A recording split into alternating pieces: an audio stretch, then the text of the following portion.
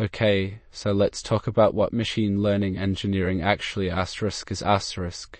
It's not just about building cool models in your Jupyter notebook, although that's a big part of it. ML engineers are really the ones who take those models out of the lab and get them working reliably for real people. It's a surprisingly complex field, encompassing things like automating how we train our models, making sure they can handle tons of data, and constantly monitoring them to keep them performing well over time. Essentially, it's about taking that data science magic and turning it into something that actually delivers value for the business, kind of like DevOps for machine learning. Okay, let's talk about what an ML engineer actually does. It's a really exciting role because you take the models that data scientists build, which are fantastic pieces of research, and turn them into something useful for real users. You're basically responsible for getting those models out into the world and keeping them running smoothly. This involves deploying them, monitoring their performance, building the infrastructure to support them, and ensuring that all the data needed by the model is flowing correctly.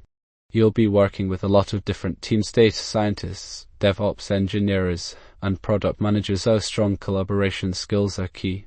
Okay, let's talk about how these three roles fit together in the world of machine learning. First up are data scientists. They're like the master builders who actually create the predictive models themselves. They use statistics and algorithms to figure out what works best. Next, we have data engineers. These folks are responsible for making sure all that raw data is clean, organized, and ready for the scientists to work with. And finally, ML engineers take those finished models and turn them into real-world systems, essentially deploying them so they can actually be used by businesses. It's a fascinating collaboration between these different skill sets. Okay, so when we talk about machine learning, it's often broken down into three main categories. First up is supervised learning. Basically, you're given the algorithm examples of what to predict with labels attached. It's like teaching a computer how to recognize cats and dogs by showing it lots of pictures already labeled as such. Then there's unsupervised learning, where the model explores unlabeled data and finds hidden patterns on its own. Think grouping customers based on their buying habits without predefined categories. Finally, we have reinforcement learning. This is like training a robot to walk or play a game by rewarding it for good actions. It's all about learning through interaction and feedback. Okay, let's talk about building a machine learning model. It's not just throwing some code together. It starts with clearly understanding the problem you're trying to solve and how ML can help. Then comes gathering all the data you need, cleaning it up, and getting it ready for your model. Next, you'll choose an algorithm that fits the task and train it. It's crucial to then test the model rigorously on new data to make sure it actually works well in the real world. Finally, you deploy it into production and keep a close eye on its performance, retraining as necessary to keep things running smoothly. Okay, let's talk about getting your data ready. It's a huge step. First, you need to collect the data itself. This could come from all sorts of places: databases, websites, even sensors. Once you have it, cleaning is key. Think missing values, you fill them in or throw them out. Then we tackle outliers, those weird points that can skew your results. Finally, transforming the data into a format the model understands, like scaling numerical features, is absolutely critical for a successful project. Okay, let's talk about feature engineering and feature selection, two crucial parts of building a really good machine learning model. Basically, we start with raw data. Think tables full of numbers and text, and need to transform it into something the model can actually understand and use effectively. Feature engineering is all about cleaning that data, creating new features based on what makes sense for our problem, and making sure everything's scaled up properly. Then comes feature selection. We don't want a bunch of irrelevant information cluttering things up. So, we need to carefully choose the most important features, those that truly contribute to accurate predictions, to simplify the model and make it more reliable. Okay, let's talk about tackling missing data and those tricky outliers in your datasets. Missing values can really throw off your models if you don't handle them properly. They can introduce bias and make your results unreliable. The first step is simply figuring out where the missing data exists, usually with a quick check using code or analysis tools. Then there's how to deal with those missing spots. Some common methods include replacing them with the average, median, or even values predicted by other parts of your model. But be careful, sometimes it's better to just acknowledge that the data is missing and build your model accordingly. Now let's shift our focus to outliers. These are extreme values that stand out from the rest. They might be genuine anomalies, or they could simply be errors. We can spot them using tools like box plots and scatter plots, but also with statistical measures. Once you've identified an outlier, you have a few options. You can cap it at a certain percentile called Winsorizing, or in some cases, you might choose to remove it entirely. Again, do this carefully and only if you're confident the value is incorrect. Okay, so when we're working with machine learning, a lot of our data will be things like colors, sizes, or types. That's categorical data. Models can't directly understand those as numbers, right? That's where encoding comes in. We need to transform these categories into something the model asterisk and asterisk use. There are several ways to do this. One hot encoding creates a separate column for each unique category, like a yes or no flag. Label encoding assigns a number to each one, but be careful because it can mislead the model about relationships between categories. Ordinal encoding is similar, but we explicitly tell the model what order the categories should have. And then there's target encoding, which uses the average of our target variable for each category. It's powerful, but needs to be handled carefully to avoid overfitting. Libraries like scikit-learn make all this pretty easy to manage. Okay, so when you're getting ready to feed your machine learning model data, it's really important that everything is on a level playing field. That's where normalization and standardization come in. Think of them as making sure all your features are equally important. Normalization scales values between 0 and 1, like squeezing everything into a smaller range. Standardization centers the data around 0, with a certain spread. Both help prevent one feature from dominating the learning process, leading to more reliable and accurate models. Okay, let's talk about exploratory data analysis, or EDA for short. Think of it as getting to know your data before you even start building a model.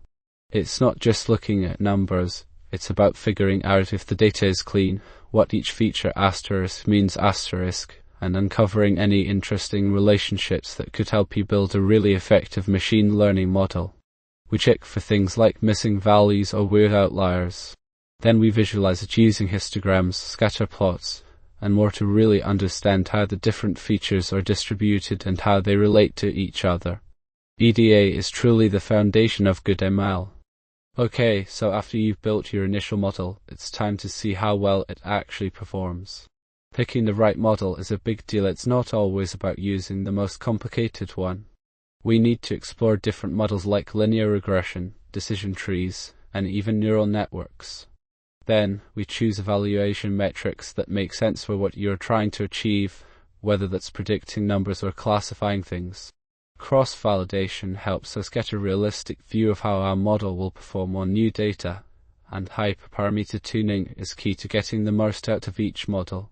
Finally, keep an eye on the bias variance trade-off. Finding that sweet spot between underfitting and overfitting is what really matters.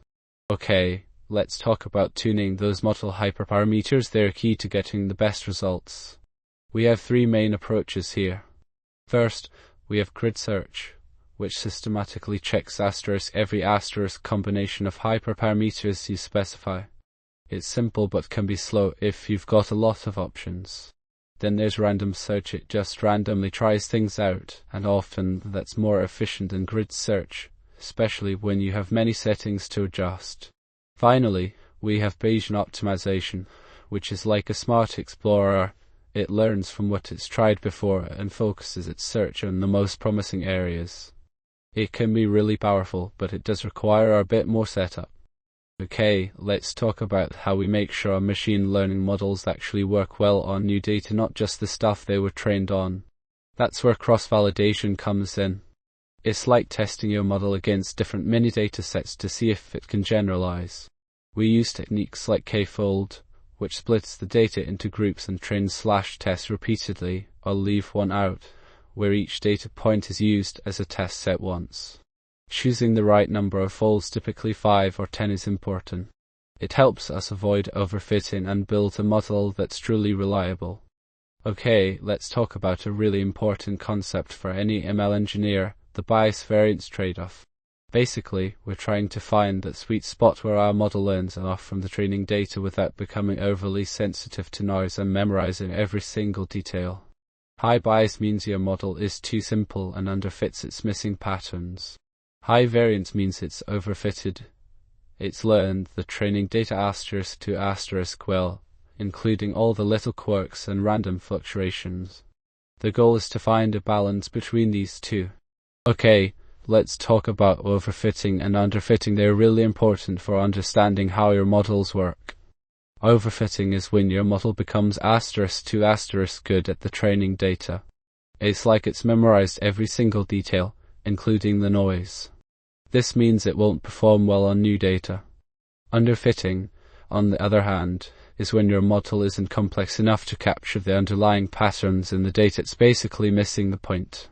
The key is to find a balance between these two extremes. You want a model that generalizes well and doesn't just memorize the training set. Okay, let's talk about how we measure if our machine learning models are actually doing a good job. It's not enough to just say the model is accurate. We need to dig deeper. Accuracy tells us the overall percentage of correct predictions, but it can be tricky with unbalanced datasets. Precision focuses on how many of the positive predictions were really correct, minimizing false alarms. Recall, on the other hand, looks at how well we're catching all the actual positives, avoiding missed cases. The Vone score is a balanced way to combine precision and recall, giving us one single number that reflects both.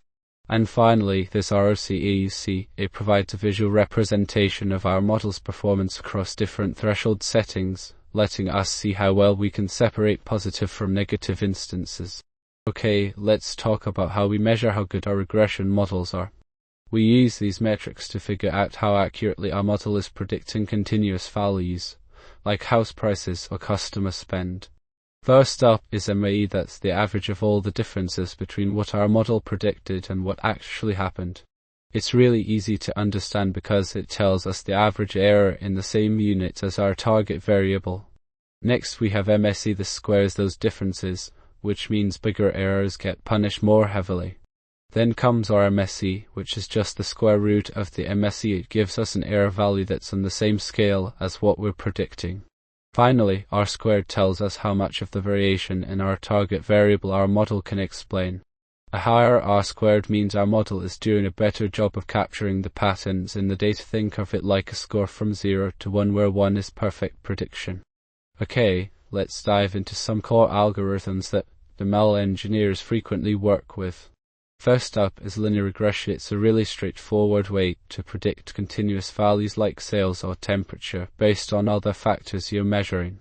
Next, we have decision trees, which are great for visualizing how data gets split to make predictions. SVM are powerful when dealing with complex data sets and finding the best boundary between different groups of data points. KNN is simple. It looks at your neighbors to figure out what you should be classified as. And finally, naive Bayes is surprisingly effective, especially when dealing with text. It's a quick method that can give you really good results.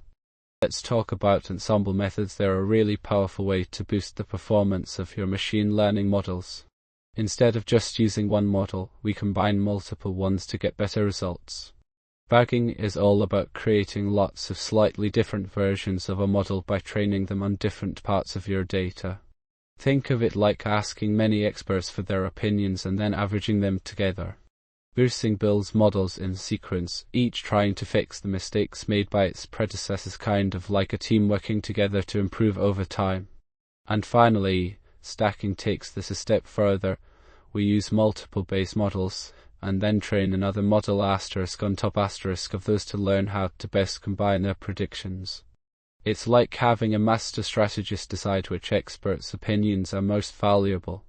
Okay, let's talk about gradient boosting. It's a really effective way to build machine learning models. Basically, you start with a simple model and then add more trees one at a time, each trying to fix the mistakes of the previous ones.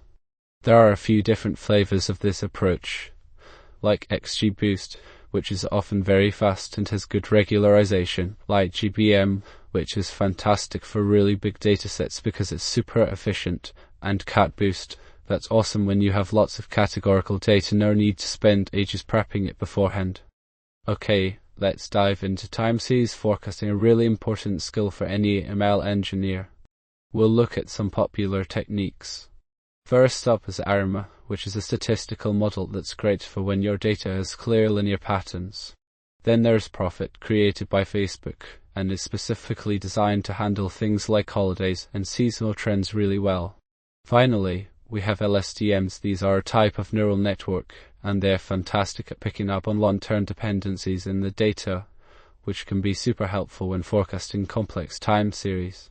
Okay, let's talk about NLP. It's essentially how we teach computers to read and understand human language. Think of it as the bridge between raw text data and meaningful insights. We start with something like tokenization, basically chopping up sentences into individual words. Then we might use stemming or lemmatization to clean things up and get down to the root of a word.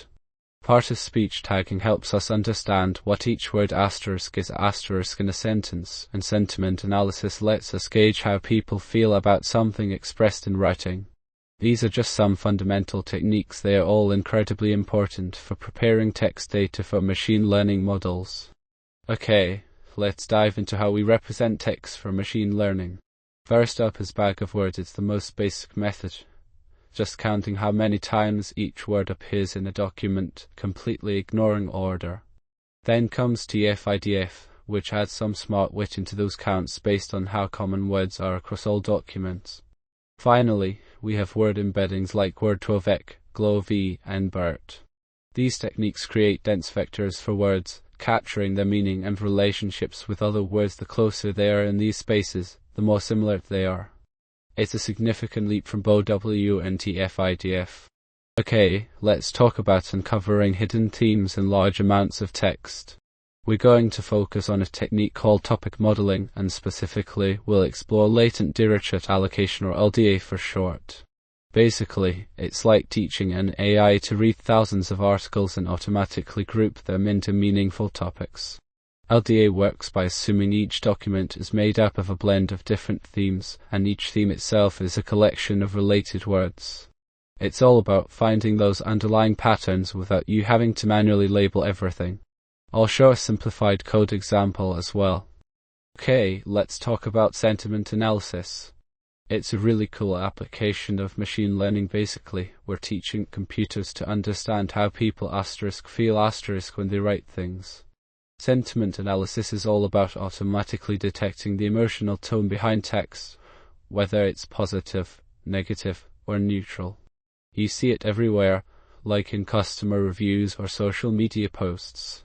We start by collecting text data and labeling each piece with its sentiment, a simple process of saying this review is happy, this tweet is angry, or this comment is just stating facts. Then we convert that text into numbers using techniques like TF-IDF, so the machine learning model can actually make sense of it. Finally, we train a classification model, evaluate how well it's doing, and tweak things until it gets really good at telling the difference between happy, sad, or neutral text. It's a surprisingly powerful tool. Okay, let's dive into the world of deep learning. It's a core skill for any ML engineer. Essentially, deep learning uses artificial neural networks with lots of layers to learn from data. Think of these networks as trying to mimic how our brains work. They have an input layer, some hidden layers in between where all the magic happens, and an output layer that gives you the final prediction. Different activation functions help the network learn complex patterns. You'll also encounter different architectures like feed-forward networks, CNN for images, and RNN for things like text or time series data, each with its own strengths. Okay, let's talk about the basic structure of a neural network. It's like building with Lego bricks. You start with the foundation and add layers to create something complex. The first layer is the input layer. It takes in all your original data, kind of like prepping the ingredients for a recipe. Then come the hidden layers. These are where the real magic happens. They analyze the data, finding patterns and connections that might not be obvious. Finally, you have the output layer, which gives you the answer, whether it's a yes or no, a category, or anything else you're trying to predict. Let's talk about activation functions. They're like little decision makers inside your neural network. They introduce nonlinearity, which is crucial for learning complex patterns.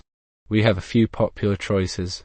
ReLU, which is super simple and efficient. Sigmoid, good for probability outputs but can cause vanishing gradients. TAN, similar to sigmoid but with values between -1 and 1. And finally, Softmax, that's your go-to function for the final layer when you're trying to classify something into multiple categories.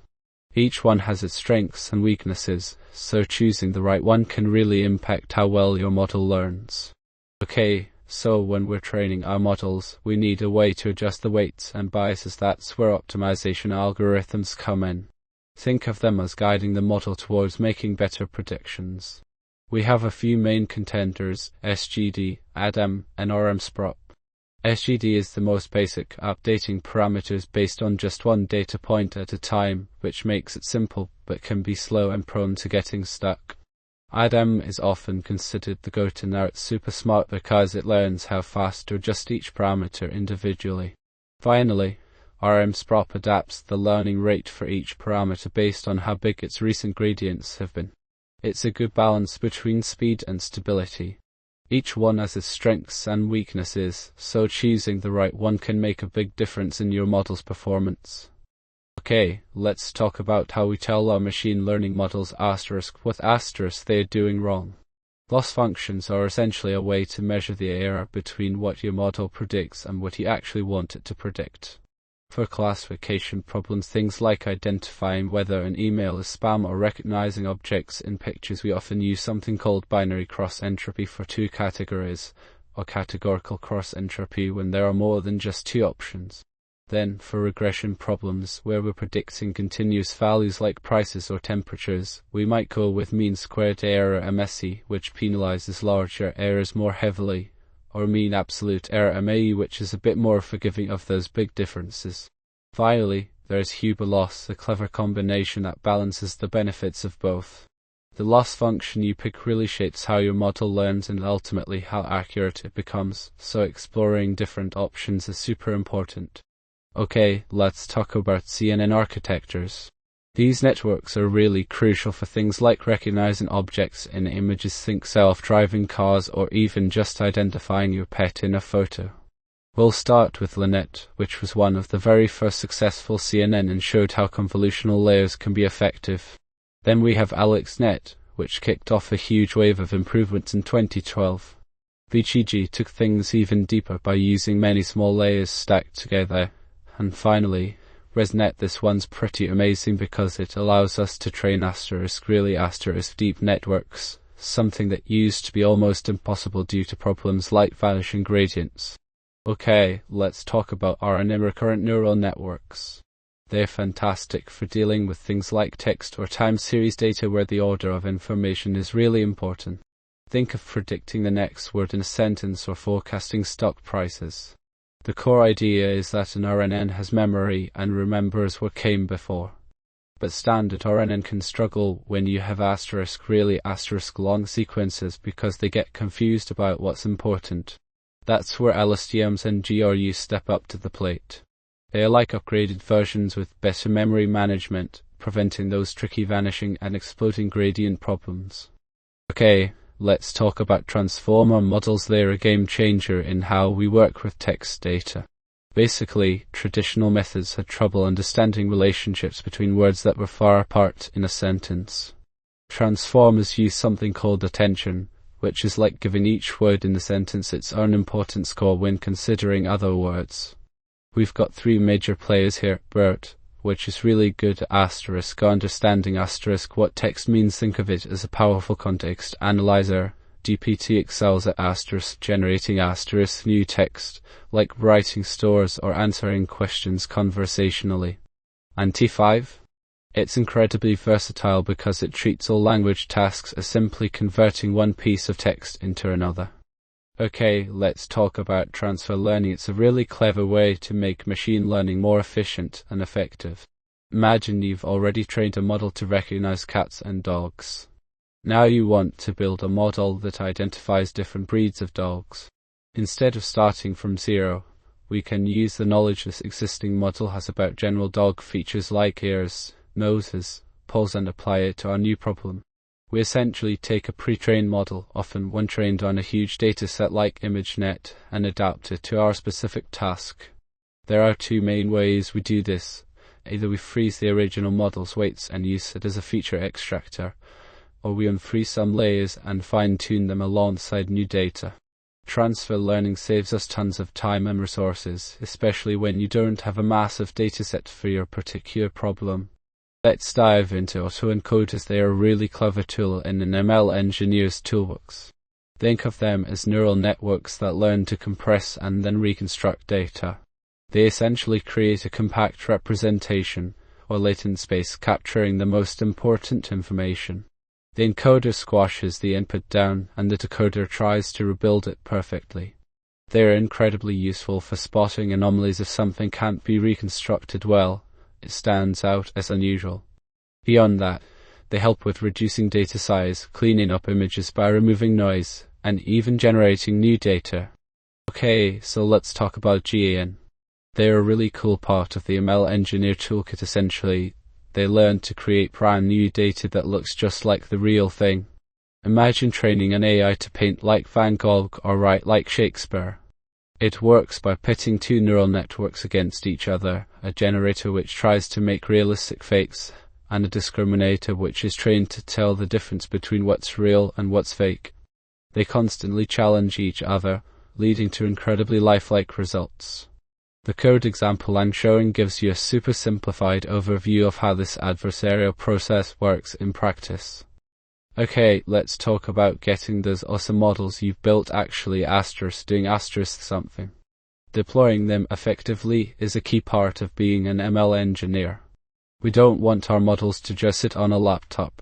There are several popular strategies. We use things like containerization with Docker, so your model and everything it needs run consistently, no matter where it's deployed. Serverless functions can be great for smaller applications because you only pay when they're being used. Then there are dedicated serving frameworks that handle scaling and versioning automatically.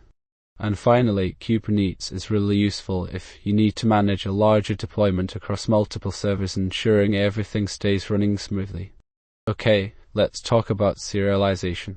Basically, it's how we save our trained models so they're not just sitting in our code. This is super important when you want to put your model into production like a website or an app. We have a few popular ways to do this. Pickle is the simplest, but it's not always the most secure. Joblib is often faster for big NumPy datasets. TensorFlow uses Save Model, which bundles everything together nicely.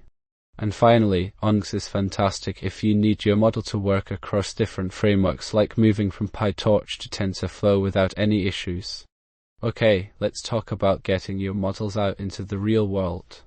As an ML engineer, you need to think beyond just building a great model. You have to make it easy for other applications and users to access its predictions. The most common way to do this is through REST API. Think of these as well-defined endpoints that your applications can send requests to and get back the results from your trained model. We'll look at some popular frameworks like Flask, FastAPI, and Django's REST framework, each with its own strengths. Flask is super flexible for smaller projects or when you want to build things quickly. FastAPI is really gaining popularity because it's incredibly fast and automatically creates useful documentation for your API. And then there's Django REST Framework, which is a more comprehensive solution, great if you're building larger applications with lots of features. Okay, let's talk about getting your machine learning models out into the world, and Docker is a huge help with that. Basically, containerizing your model using Docker means packaging it all up so it runs consistently no matter where you put it. It's like creating a little self-contained world for your model. Why do we want to do this? Well, it makes sure your model behaves the same way in development as it does when you deploy it, and it also lets you move it easily between different environments, whether that's a cloud platform or even your own servers. The steps are pretty straightforward. First, you create a Docker file which essentially describes everything your model needs to run, then you build an image from that file, and finally, you just start the container. Don't worry about the details too much for now, we'll dive deeper into specific serving frameworks later. Okay, let's talk about getting your machine learning models out into the real world. It's not enough to just build a great model, you need to deliver it reliably and efficiently. That's where CI/CD pipelines come in. These pipelines are essentially automated workflows that cover everything from checking your data quality all the way through deploying your model to production. Think of it as a series of steps. First, we validate our data, making sure it's clean and consistent for training. Then, we automate the model building process itself, testing different versions and tracking how well they perform. Once we have a promising model, we package it up in a container like Docker so it can run anywhere. Finally, we deploy it to various environments, starting with staging and eventually moving into production. And of course, we need to keep an eye on things once the model is live, monitoring its performance and retraining it if we notice any drift. Okay, let's talk about where you can actually run your machine learning models. Cloud ML services are becoming essential for scaling up your project. The big three providers, AWS with SageMaker, Microsoft with Azure Machine Learning, and Google with Vertex AI, all offer platforms to build, train, and deploy your models. Think of them as full-fledged environments designed specifically for ML. They each have different strengths. It's worth researching which best fits your current setup and what you need from a service. Okay, let's talk about keeping track of our machine learning models. It's super important. As an ML engineer, you'll be working with a lot of different versions and experiments. Two popular tools for this are MLflow and Weights and Biases. MLflow is like your all-in-one platform. It helps you track everything from the parameters you use to how well your model performed. It also has a model registry so you can manage all your models in one place. Weights and Biases, on the other hand, really shines with its visualization tools and ease of collaboration. Both are fantastic. Think about what best fits your team's workflow and needs. Alright team, let's talk about keeping those models we build actually working once they're live. Monitoring is absolutely key here. It's not enough just to train a great model. You need to keep an eye on how it performs in the real world. We focus on tracking things like accuracy, precision, and recall, basically how well the model is making predictions. But it gets more complex than that. Data drift happens when the data the model sees changes over time, and concept drift means the relationship between the inputs and what you're predicting actually shifts. Tools like model monitoring platforms can automate a lot of this, but setting up alerts for key metrics and keeping detailed logs are also super important so we can investigate any problems that pop up. Okay, let's talk about a really important part of maintaining your machine learning models: model drift detection and retraining. Basically, what happens is the patterns your model learned during training can change over time. Think of it like this. If you trained a fraud detection model on data from last year, new fraudsters might be using different techniques now, so the model won't recognize them as easily. Detecting this drift is key. We use things like tracking accuracy and comparing the data your model sees to what it was originally trained on. Once we spot some drift, we need to retrain our models with fresh data to keep them accurate and relevant. There are a few ways to do that. You can update the model bit by bit, or even rebuild it completely from scratch. And in some cases, continuous learning where the model learns as new data comes in is the best approach. Let's talk about how we can make our ML models even better, specifically through /B and multivariate testing. A/B testing is the simplest approach.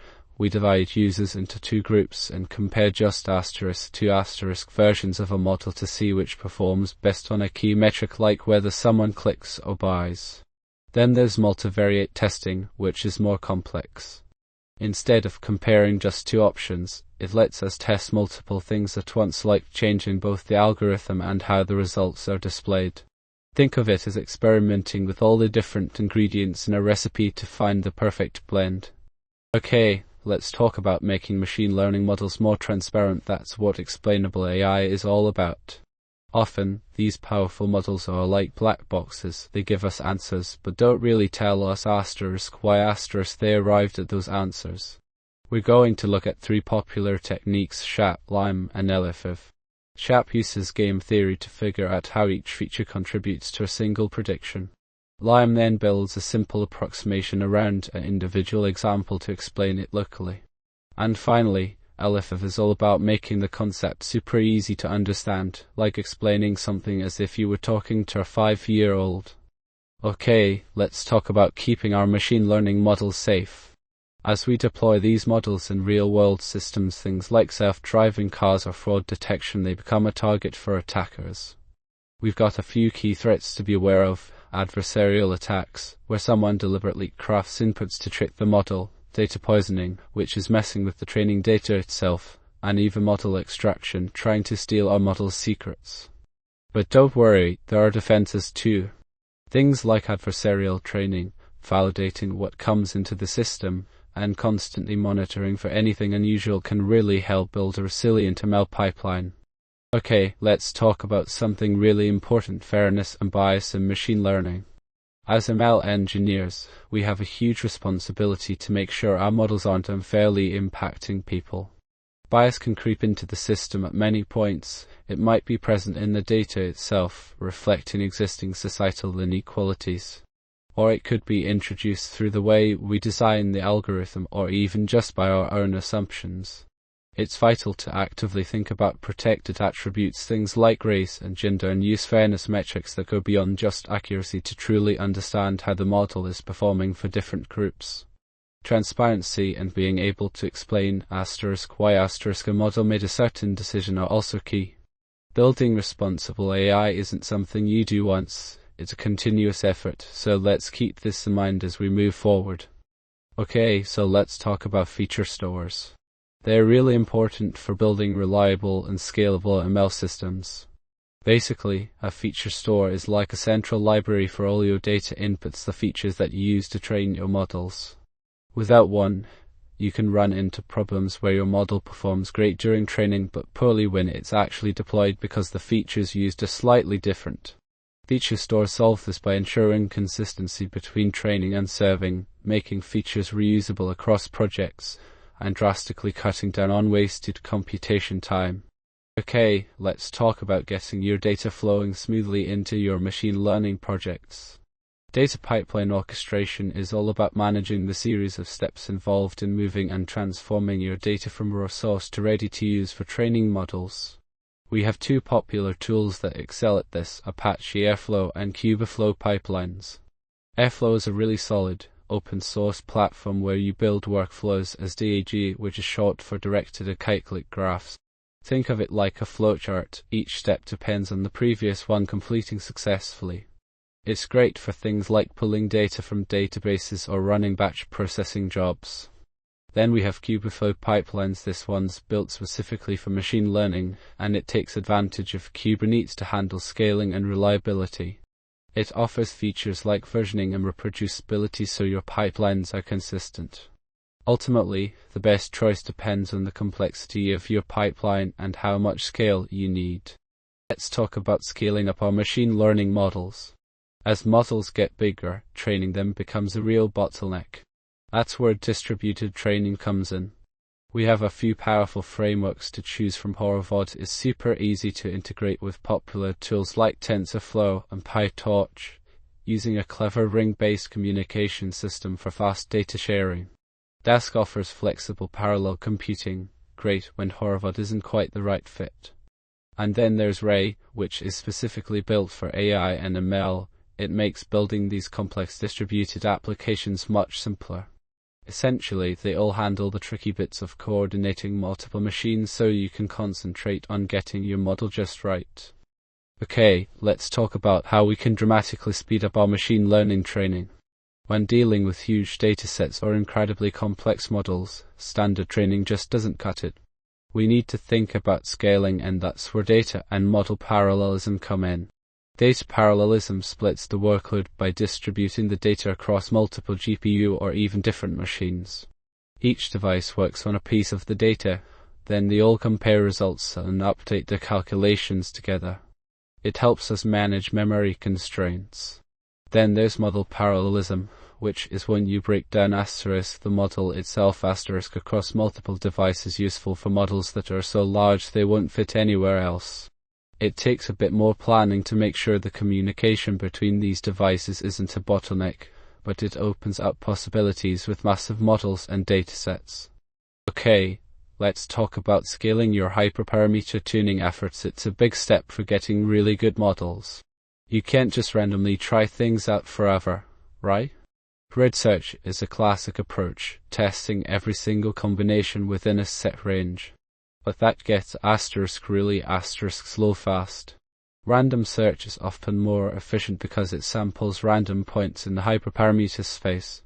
Then you have Bayesian optimization. These algorithms use probabilities to predict which hyperparameters are most likely to work well, guiding your search intelligently. And finally, there's AutoML. Platforms like Google and Azure can automate much of this process for you.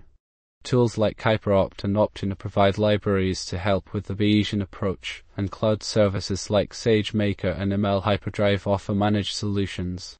Okay, so after you've trained your awesome ML model, it's time to put it to work. That means serving it, making it available for predictions. Two popular options are TensorFlow Serving and TorchServe. TensorFlow Serving is specifically designed for TensorFlow models, and it handles things like keeping track of different versions of your model, letting you test them out side by side, and automatically loading the newest one. It's built with efficiency in mind, using gRPC for speedy communication. TorchServe is tailored to PyTorch, offering similar features but often prioritizing ease of use. Essentially, if you built your model with TensorFlow, TF Serving might be a good fit. If it's PyTorch, TorchServe could be the way to go. Let's talk about how we get real-time data into our ML pipelines.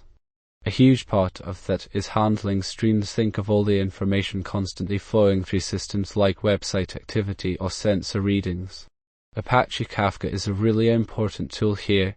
It's essentially a super reliable, scalable way to collect and organize this incoming data stream. It ensures nothing gets lost and keeps things in order. Then Spark Streaming steps in.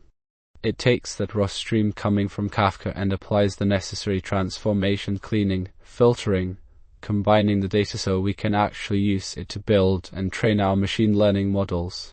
Essentially, Kafka is like a conveyor belt bringing everything together, and Spark Streaming does the work of making sense of it all. Okay, let's talk about AutoML. It's a game changer for ML engineers.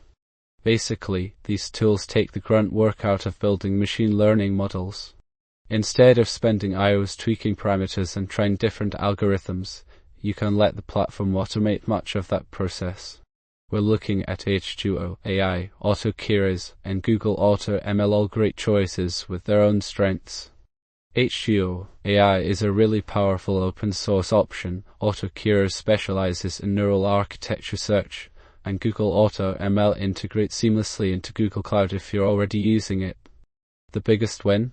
It dramatically speeds up development time and makes machine learning more accessible to everyone. Okay, let's talk about reinforcement learning.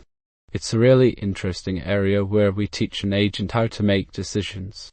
Think of it like training a dog. You give treats, rewards when they do something right, and maybe a gentle correction otherwise. The agent is constantly interacting with its environment, observing the state, choosing actions, and getting feedback in the form of rewards. It's all about figuring out the best long-term strategy to get the most reward possible, not just immediately. Let's dive into some key reinforcement learning algorithms. First up is Q-learning, a really powerful algorithm that learns the best possible value of each state and action, completely ignoring how you're actually exploring the environment. Next we have Sorcerer, which updates its estimates based on your actual actions as they occur, making it more cautious. Finally, there are policy gradient methods, like Reinforce, which directly learn a policy, essentially figuring out what to do in each situation, and are particularly useful when dealing with continuous action spaces. Understanding the differences between these techniques is crucial for choosing the right approach for your ML engineering projects. Okay, let's talk about OpenAI Gym. It's basically a really cool testing ground for reinforcement learning algorithms. Think of it as a sandbox where you can build and experiment with different agents, essentially teaching them to do things through rewards and penalties. Gym offers tons of diverse environments, from simple games like Cartpool to more complex robotics simulations. The best part? It has a super straightforward API that makes it easy to plug in your RL agent and see how it performs. So if you're starting out with RL or just want a way to quickly prototype new ideas, Gym is an excellent choice. Okay, let's talk about data version control, or DVC. It's a really important tool for any ML engineer working with sizable datasets. Think of it like Git for your data. DVC lets you track changes to your datasets, so if something goes wrong during training, you can quickly roll back to a previous version. It also manages model versions along with the data they were trained on. And here's the clever part: DVC only stores the necessary metadata in Git, which means it doesn't have to move massive files around every time, making offline computations much more efficient and saving you bandwidth. Okay, let's talk about scaling machine learning to truly massive datasets. We move beyond a single computer and start using distributed systems like Hadoop and Spark. Hadoop provides the storage. It breaks up your data into smaller chunks and spreads them across many machines so you don't run out of space or have a single point of failure. Then, Spark MLib builds on top of that to give us optimized algorithms for training our models in parallel, meaning they can all work at once, speeding things up dramatically. Let's dive into a really exciting area of machine learning: graph-based approaches. We're moving beyond just looking at individual data points and instead focusing on the relationships between them. Graph neural networks, or GNNs, are a type of neural network specifically designed to work with graphs. Think of social networks where people connect, or knowledge graphs that represent how different concepts relate to each other. GNN learn by looking at their neighbors and aggregating information, creating powerful node embeddings, basically numerical representations of each element within the graph. And that's often paired with a database like Neo4j, which is specifically built for storing and querying relationships, making it ideal for fueling these GNN models. You'll see this powering recommendations, detecting fraud, understanding social connections, even helping in drug discovery. The possibilities are huge. Okay, so let's talk about recommendation systems. They're everywhere. From suggesting movies on Netflix to products on Amazon. At their core, these systems try to predict what you might like based on your past behavior and the behavior of other users or items. One popular method is collaborative filtering. Basically, if you and someone else have similar tastes in the past, we'll guess you'll agree on future choices. There are a couple different ways to approach this, either finding similar users or similar items. Now, matrix factorization takes things up a notch. Instead of directly comparing users and items, it breaks down the relationship between them into hidden latent factors. Think of these factors as underlying qualities that connect users and items, like adventure, comedy, or romantic. This can lead to much more accurate recommendations than simple collaborative filtering. Okay, let's talk about anomaly detection in time series data. Really important skill for any ML engineer. Basically, we're looking for unusual patterns or deviations from the expected behavior of something measured over time. The first step is always getting your data ready, cleaning it, making sure it's scaled properly, and adding some context by including past values. Then we need to engineer features. Think about calculating rolling averages or differences to highlight any changes. Next, we pick a model. Isolation forest is often a good starting point because it's relatively simple and effective. We train the model on what we consider normal data and then evaluate how well it catches anomalies. Finally, we put it into production and keep an eye on it to make sure it continues to work effectively over time. A great tip is to start with simple models before diving into complex neural networks. That way you can quickly understand what's going on. Okay, so let's talk about how we use simulations and something called the Monte Carlo method. Essentially, when dealing with machine learning problems where things aren't always certain, we often create simplified models. These are our simulations. They're like little experiments that help us understand what might happen under different circumstances. Now, the Monte Carlo method is a bit more sophisticated. It's a statistical technique that uses tons of random sampling to get results. We basically throw a bunch of random inputs into our model and then see how it performs across all those trials. By analyzing this data, we can estimate probabilities and figure out what risks are involved. A great example is trying to predict whether a customer will leave. We could simulate different customer behaviors and their likelihood of churning based on things like their spending habits or support interactions. Let's talk about boosting our ML engineering skills with optimization. We'll dive into two really useful techniques: linear programming and genetic algorithms. Linear programming is all about taking a problem, choosing the best features for your model and turning it into a set of clear, linear constraints and an objective function. It's great for things like feature selection or even figuring out how to use resources more effectively. Then we have genetic algorithms, which are inspired by nature's own process of evolution. They create a population of potential solutions, then breed them together using concepts like crossover and mutation, constantly improving the best ones. This is fantastic when you're dealing with really complicated, nonlinear problems, like finding the perfect hyperparameters for your model. Both are valuable tools in an ML engineer's arsenal. Okay, so let's talk about how to really build robust ML systems. It's not just about getting that perfect model. We need to think like software engineers. It starts with version control, using Git to keep track of all the changes you make. Then, rigorous testing is crucial. We want to be sure our data preparation and even the evaluation process are solid. Setting up automated CI/CD pipelines will speed things up and reduce errors during deployment. And finally, constant monitoring and logging allow us to spot any performance dips or unexpected behavior in production.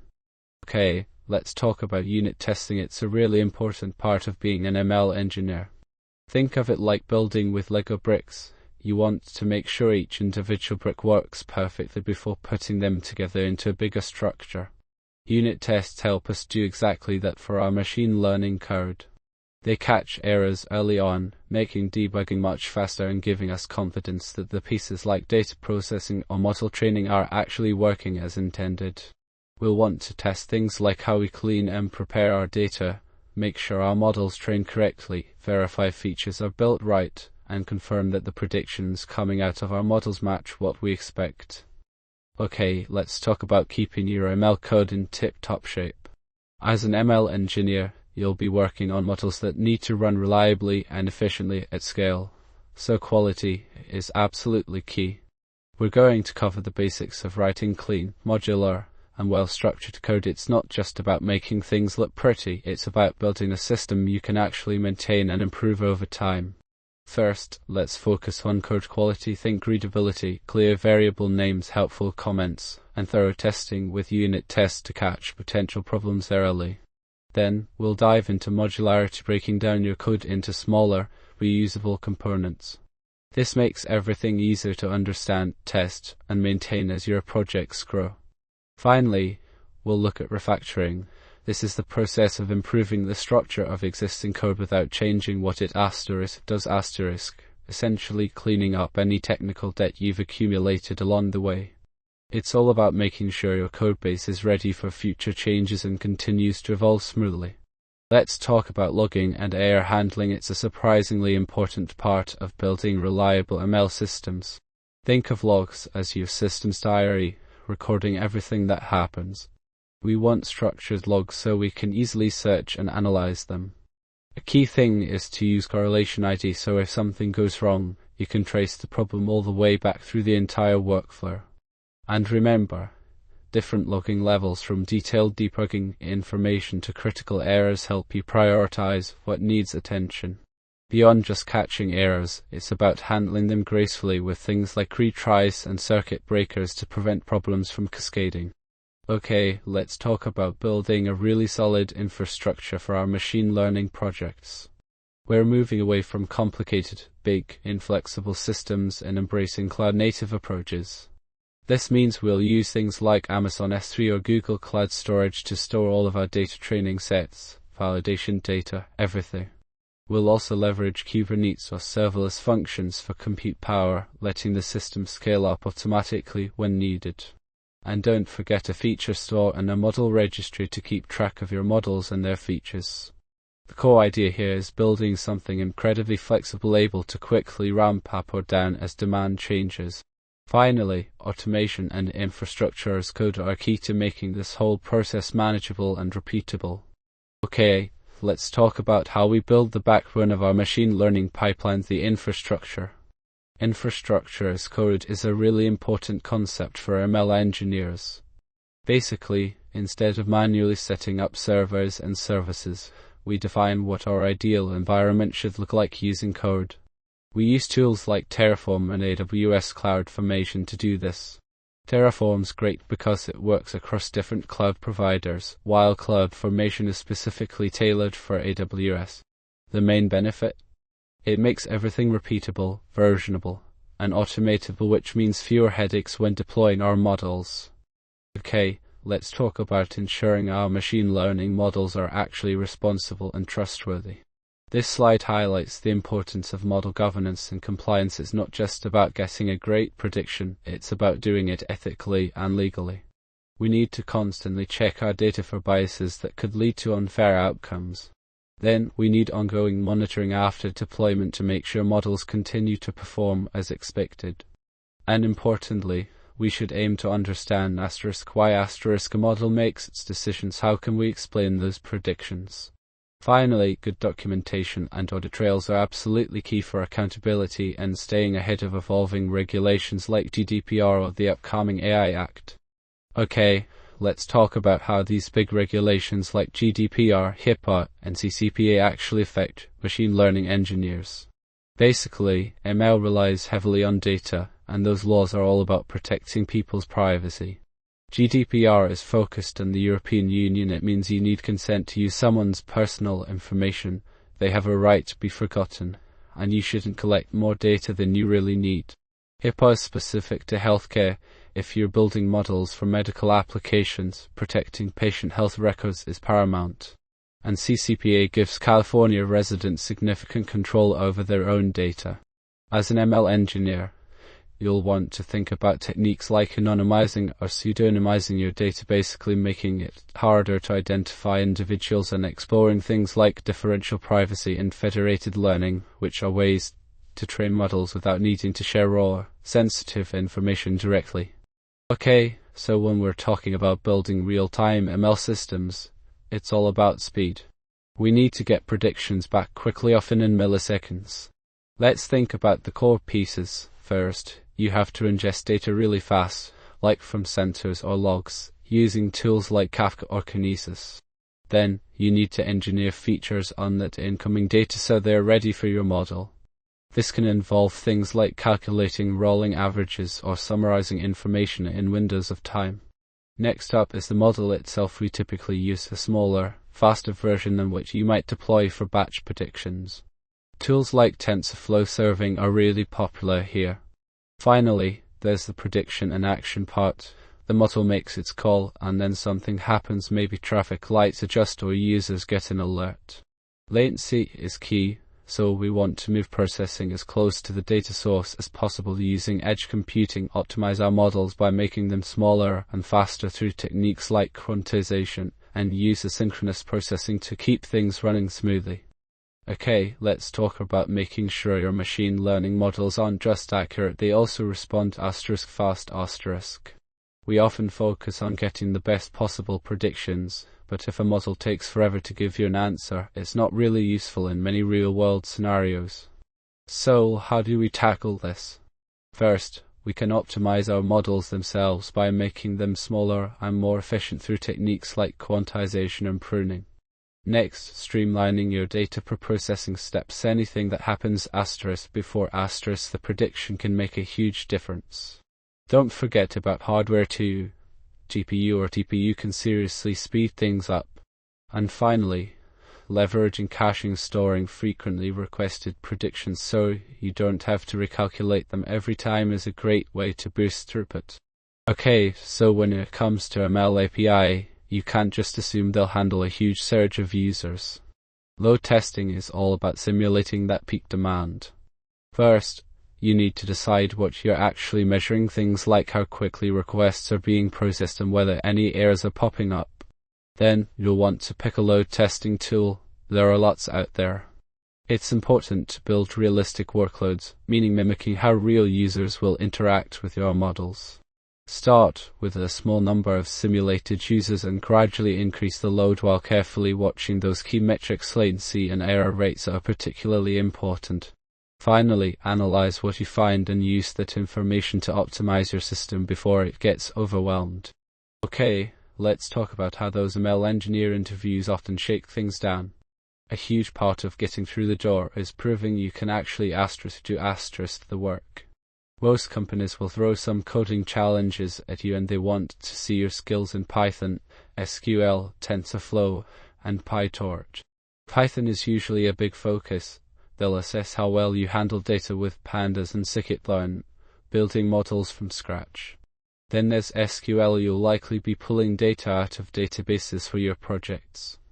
And of course, you need to understand how to actually build and train neural networks using TensorFlow or PyTorch.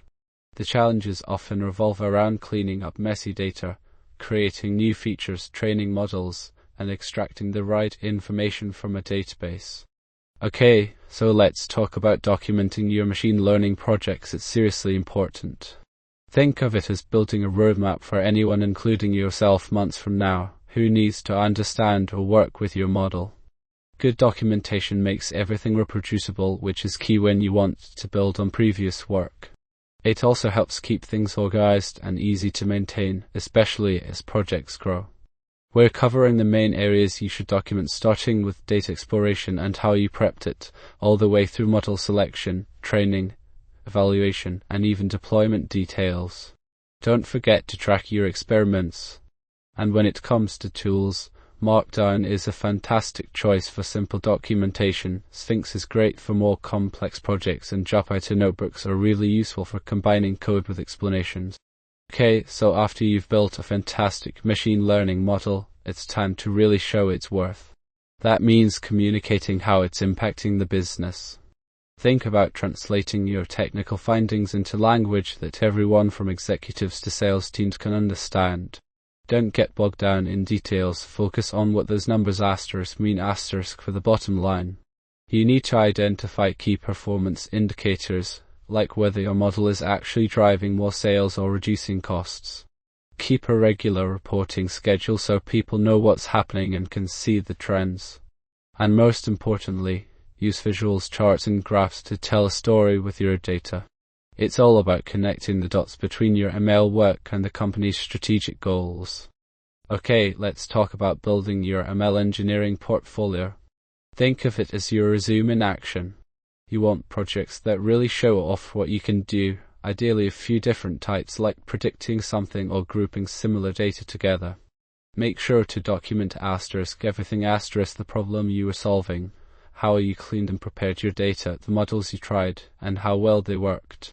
And absolutely host all your code on GitHub. Potential employers will want to see it. Finally, be ready to talk about your projects in detail. A short demo can really impress. Let's talk about how contributing to open source can be a huge benefit for any ML engineer. It's really more than just writing code. It's about learning from experienced developers, getting hands-on experience with real-world projects, and building your own impressive portfolio.